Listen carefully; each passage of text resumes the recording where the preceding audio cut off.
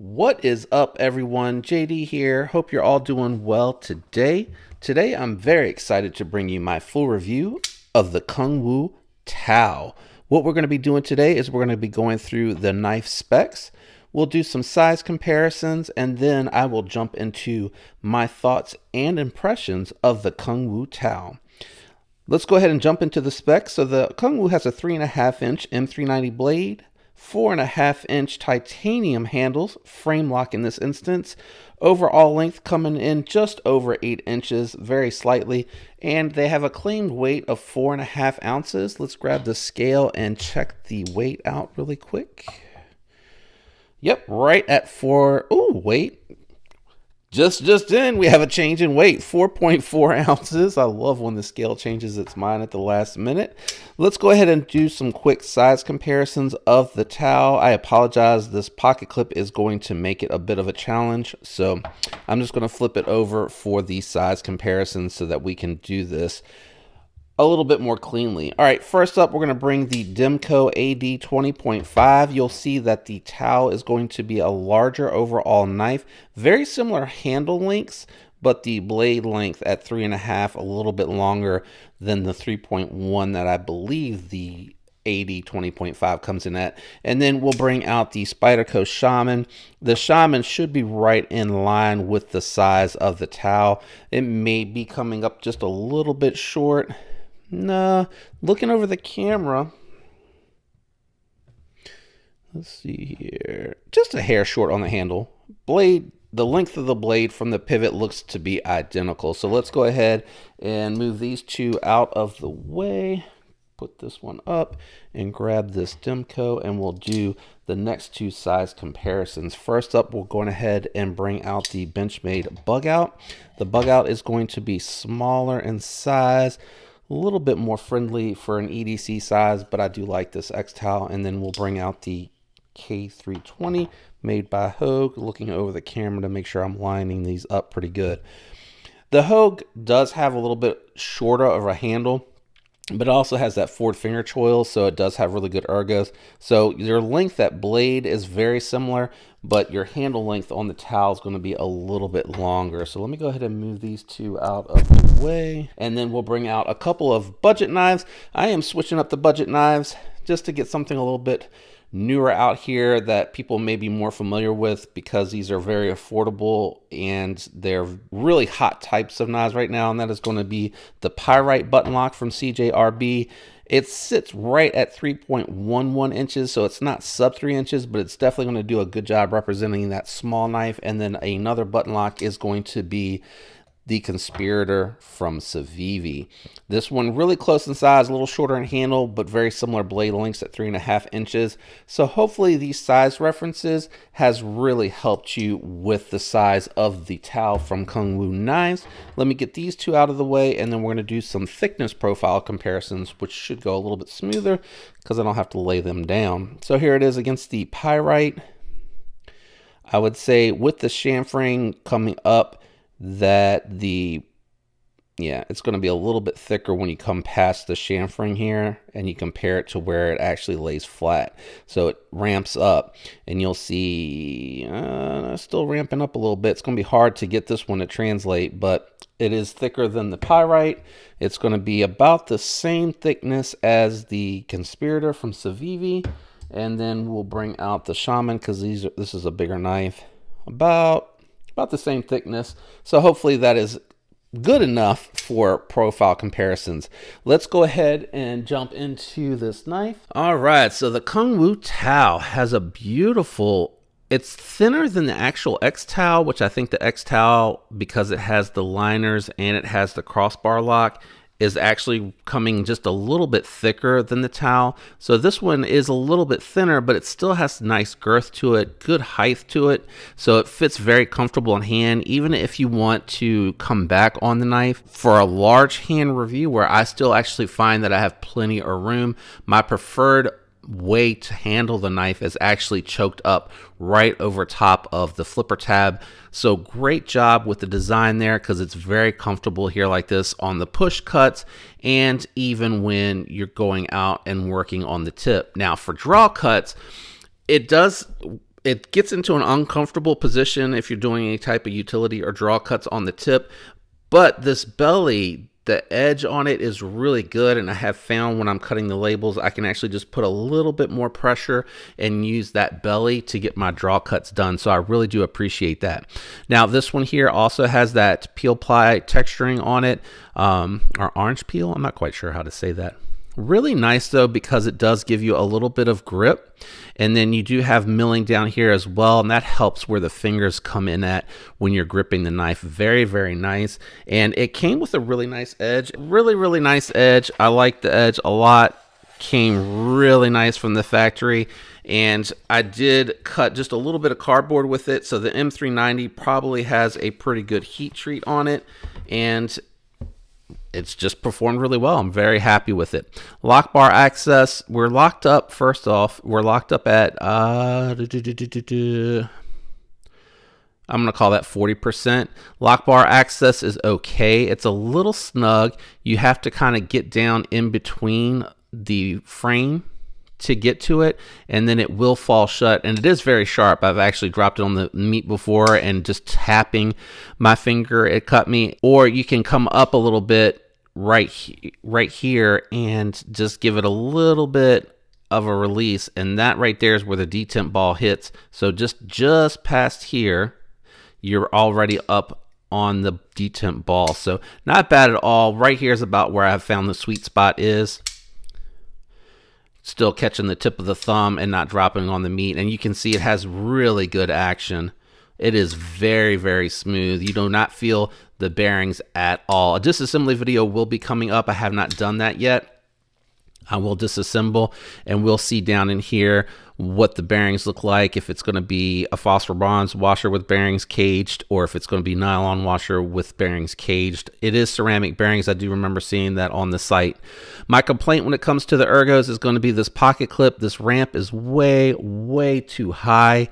I really wish they would have just done a fold over clip, similar to what you see from Lynch Northwest, or if they would have just done a milled titanium clip, similar to what you see on some of the Tucsons and some of the nicer Wiis, where it's just milled out. I think that would have been perfect for this knife. So you do feel that in hand. It is poking right into the joint of the finger right here when you're holding it, or when you're choked up. It's really, that's when I feel it the most, poking into the palm right there. So not very comfortable. The other thing that I'll notice too, in pocket, this will catch because it actually sticks out. Once you actually have this in the pocket and it's on top of the jeans, this is actually sticking out further than the top of the knife. So you'll scratch the side of the car if you walk too close to it, things of that nature. It does have T8, T6 hardware combined in here. Titanium back spacer, has a lanyard barrel that is anodized, and it does match the Damascus collar there on the pivot bolt, and very minimal hardware on the knife. Now the blade, I mentioned, it does have a really nice edge. It has a really nice looking grind. I don't see too many blemishes on it, and the edge on it's probably a little bit over 20 degrees per size, but it does feel nice and slicey. And again, it is a tall flat grind that is pretty thin, especially when you consider it comes way down here and it's getting really thin behind the edge. For the money, you're spending under $200. M390 titanium frame lock that is really well made. It is, I think this one's milled on the inside. Let me grab my flashlight. Let me see if I can line these up. Oops. Yeah. So it is milled for even more weight reduction. Again, 4.5 ounces. I feel like that is a nice weight for size ratio on this knife, and it is very, very comfortable. It is going to be hard to find something this well made at this price point with these materials. It is going to be extremely tough to find something different. Now, if you don't mind that you're not getting M390, again, you can check out the TS270. This one's from Tucson. It's around $110, getting titanium frame lock with 14 C28N, which is a great budget steel. It performs very well for an affordable steel type. And again, this one's getting you around $100 with my discount code over at White Mountain Knives. If you sign up for the notifications when these restock, you'll get 10% off that price. It does apply to the Tucson. And again, the Tucson has great action, and these are great platforms if you're into anodizing.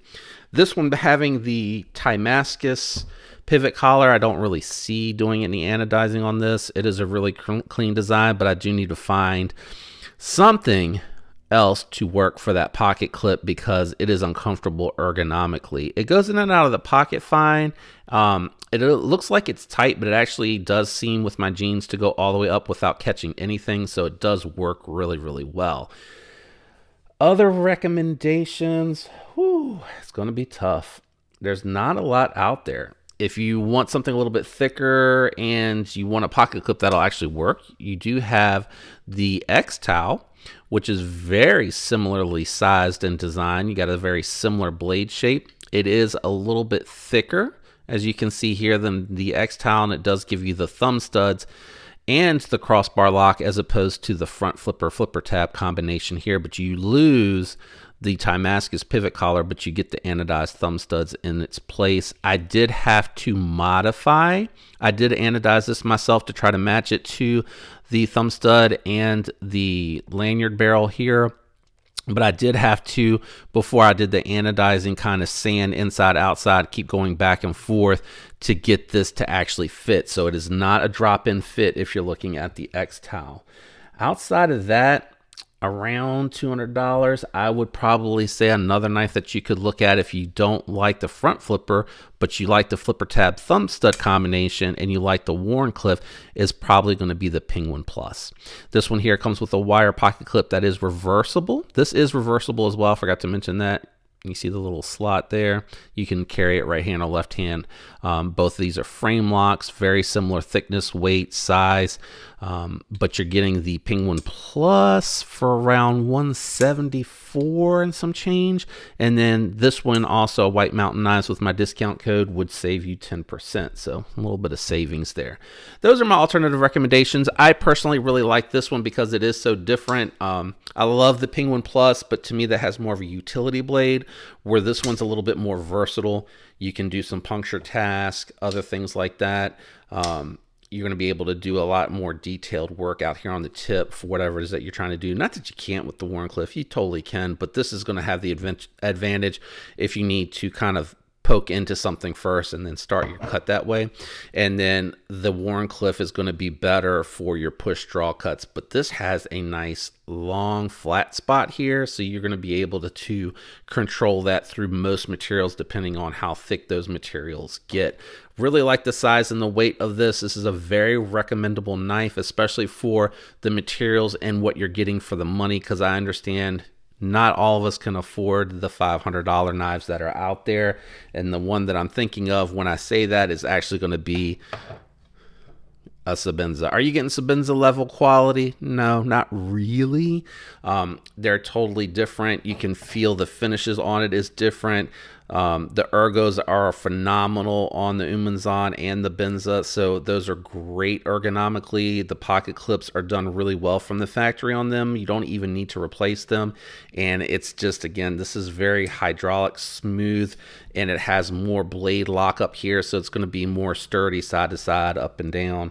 There's just things that are different, and then of course you're getting the Chris Reeve warranty on it, right? They're going to support that knife long beyond that. With the Chinese manufacturer, you're getting great deal on great materials, and Kunwu is one of the rare manufacturers that advertise their heat treat, and they're doing good heat treats, which is why I do say that this is recommendable and it is a great value, because you're getting a proper heat treat. I think it's 62, it may even be 63 on their M390, which is really good. That is in a good place for that M390. Even at 62, it's still a great heat treat, because a lot of the M390s that come out of China are like 59 to 61. So 62 is in the right direction, and it's right there at the ideal heat treat, which I believe 63 to 65 for M390 is where it really starts to shine for edge retention, but then it starts to get a little tough to sharpen. But anyway, very recommendable knife. If you enjoyed today's review, if you could do me a favor, leave a like, consider subscribing. I'd love to have you follow along. Thank you to everyone out there that is already subscribed, supporting the channel, liking and commenting. Let me know what you thought of the Kunwu Tao Do you have one? Do you have the carbon fiber instead of the titanium? I'd love to hear what your thoughts are, or if you're consider getting it. All I did was go to the website because I discovered Kunwu with the X towel, and the towel had been sold out. I signed up for notifications, got the alert, went and picked one up. Simple. I got it 2 weeks later. Shipping was a little slow, but came in, packaged nicely, and I'm very happy. I hope all of you have a fantastic week. Until next time, peace.